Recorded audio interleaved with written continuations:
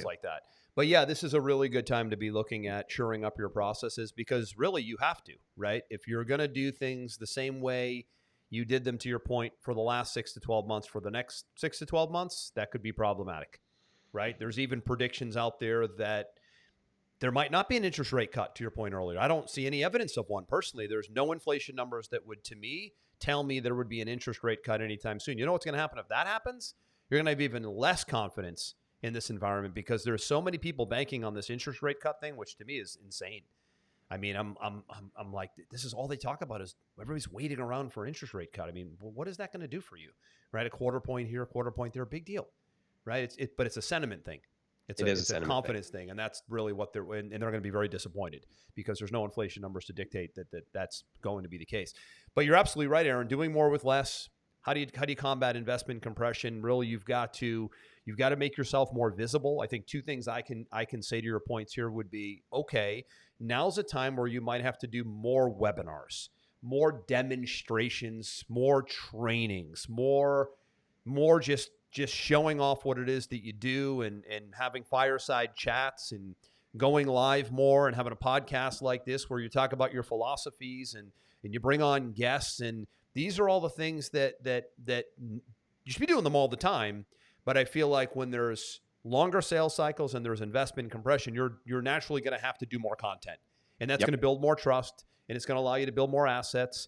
You might want to write the book that you've always wanted to write, because being a published author gives you a reason to go on podcasts, and gives you a reason to go on stage, and gives you a reason to do webinars.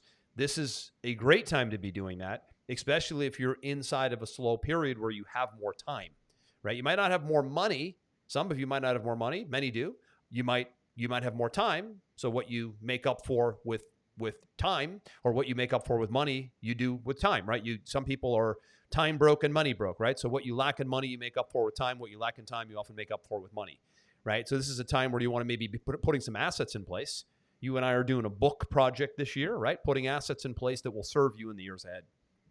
Agreed. And I think if you stay as optimistic as possible, you focus on the areas that you need to shore up, and you put in place the things that you probably have been putting off because things were relatively easy a year ago, then when you get to the other side of the fear-based sentiment to the optimistic sentiment, you're just going to be in a much stronger place to scale up and be successful anyway. So it's a need for now, it's a luxury and a benefit for later.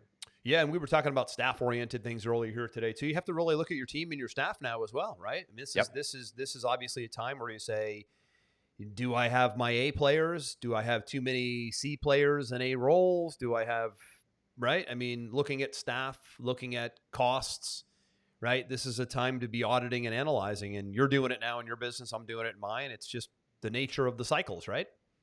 It's part of being a business owner. If it was easy all the time, everybody would be in it. There's a reason why very few people are successful at the 5-year mark, the 10-year mark, the 20-year mark, because it's hard. You have to analyze. You have to look at industry shifts. You have to be proactive. You have to be lucky. There's a lot of elements that have to come into play. You can't just sit there and expect that everything's going to work and everything's going to grow in this perfectly straight line, because if you look at any business, right? If you look at any business and you actually zone in close versus just stepping back and looking at the growth, you'll see that it goes zip, burp, zip, burp, zip, zip, yeah, burp, stair step incline, not a straight, right? Hockey absolutely. puck increase is common, Yep. right? Question is, how do you handle it, right? I think psychology wise, right? How do you handle it? We keep looping back to the way you take care of yourself will determine how resilient you are with the downturns that we're seeing a lot. We're talking about downturns today in investment compression because there's a lot of businesses that are seeing just that. They're seeing investment compression, and they're seeing that downturn. So if you're taking really good care of yourself, self-care, and you're staying in shape, eating well, resting well, then you'll be more resilient to deal with what's inevitably going to come. And really, again, it's what we're seeing now with the circles that we're in. Is we're seeing people talking about retention issues. We're seeing customer loss issues. We're seeing longer sales cycles. We're seeing this investment compression. That really frustrates the hell out of me, and I'm sure it does you as well.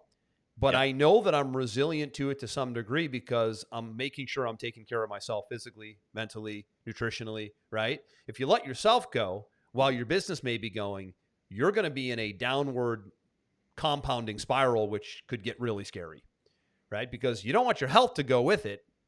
And that is happening to a lot of people, is they'll let their health go if their business might be going through a tough cycle, right? I don't have time to work out. I don't have time to eat well.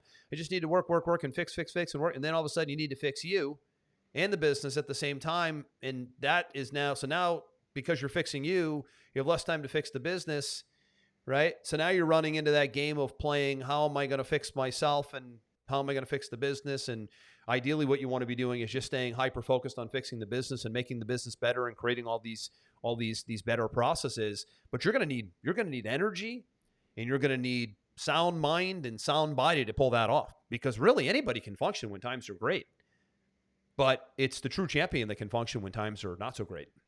And I think I'll end it with this. Somebody said to me, I don't know, maybe 2 years ago, the number one key in business is just to survive, right? He who survives the longest wins, or she who survives the longest wins, right? The longer you can keep yourself in the game, the higher chance of you being massively successful. So if you're taking care of yourself physically, if you're taking care of yourself mentally, if you're paying attention to trends and you're making pivots where you have to, and nobody else is, let's say all of your competitors aren't, and Which you is come out probably the the other case. side. Most people are very disconnected today at the trends we talk about on the show, these 5 core categories. People are really disconnected today, I feel like, which is a big reason why we're doing what we're doing. Is it's a passion of mine, I know it is yours too, to really just point to things and educate and highlight and speak out and just to get improvement in these areas. At the end of the day, we want improvement and we want autonomy in these areas. Yep, absolutely.